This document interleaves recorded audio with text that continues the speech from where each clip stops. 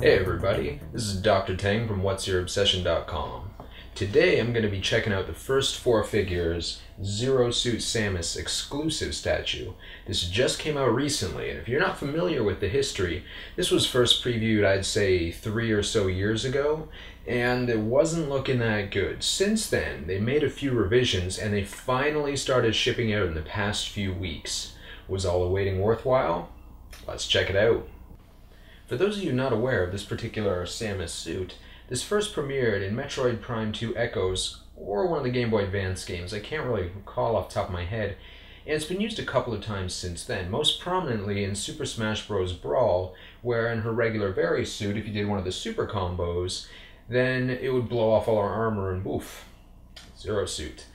Now this is obviously a popular design with the fans. It's a girl in a bodysuit, pretty much expected.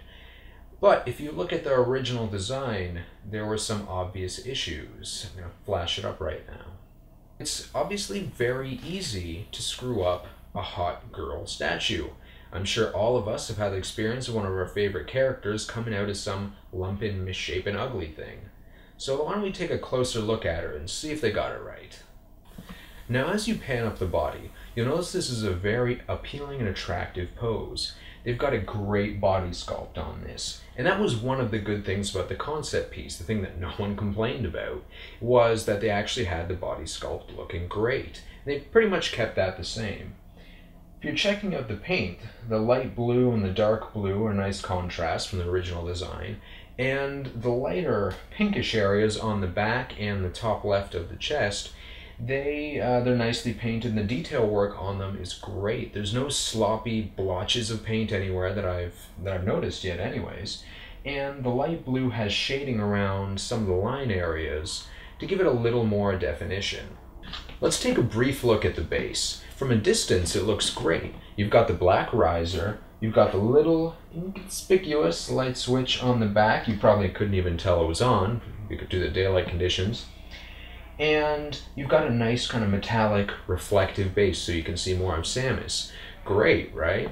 But when you get in closer, you realize that the metallic base has a bit of a problem, and that is they cut out parts of it so the lights could shine through. And this makes it seem a little flimsy. You can actually shift it around a little. I'm not a big fan of that. Also, the area where you insert Samus's peg from her foot into the base, mine came very jagged. It wasn't properly drilled out, so to get Samus in there I had to jam her in quite hard before she would actually fit. Now there was no chance of damage or anything, but it was a bit frustrating, and I think the quality control could have been a little better on that front. Now let's get all up in the face. While this is massively improved over the original kind of tarted looking design, there are still a few issues I have with it. When I look at that expression, I don't see a badass galactic bounty hunter who saved the galaxy a few times. What I see is a girl saying, "I'm kind of bored. What am I doing in this statue?"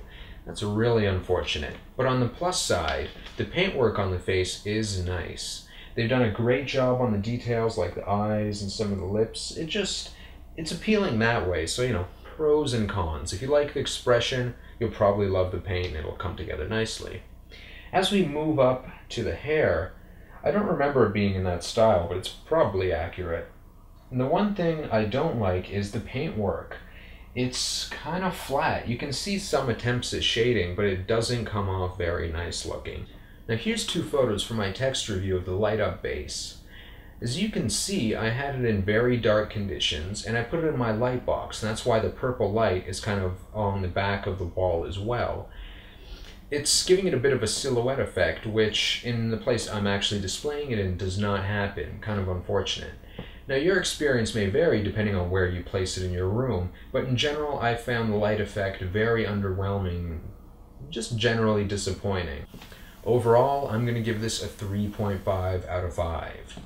The issues with the face and all the other minor problems I ran into, combined with the massively long wait, just leave me a bit disappointed. It's not a bad statue by any means. There's a lot that it does right. It just could have been a little better, and that's unfortunate. Well, this has been Dr. Tang from whatsyourobsession.com. Hope you guys enjoyed the review.